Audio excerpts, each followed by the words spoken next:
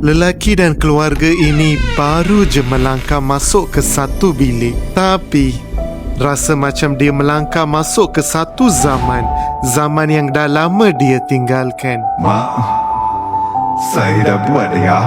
Semua yang mak ayah nak, saya dah buat. Tapi kenapa air mata tu jatuh? Untuk itu kita kena patah balik jauh ke belakang. Dulu mereka cuma 2 adik-beradik dengan emak ayah yang tak banyak harta, tapi penuh satu impian.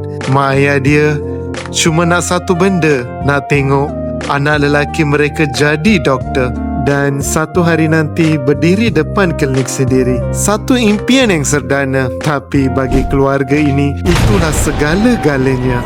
Tapi hidup tak selalu tunggu impian kita capai. Ayah pergi dulu dan 3 minggu selepas itu mak pula menyusul.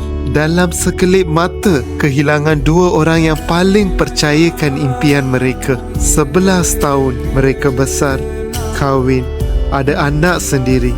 Tapi satu ruang itu tak pernah penuh. Jadi bila adik dia akhirnya jadi doktor dan buka klinik itu, macam mana nak buat ibu bapa yang dah tiada nampak kejayaan dia? Dia pilih saiz, pilih berapa orang nak lukis dengan RM RM168 seorang. Selepas place order, kami uruskan semua. Dan inilah yang buat dia patah. Sebab masa dia buka pintu itu, mak dan ayah dia ada dalam bilik itu, menunggu untuk melihat kejayaan di klinik yang mereka impikan. Buat pertama kali dalam masa 11 tahun, keluarga ini lengkap semula. Mak ayah, nampak tak? Saya dah buat. Dan sekarang, mak ayah boleh tengok saya setiap hari.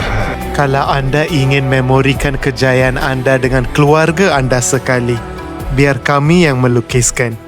DM kami sekarang.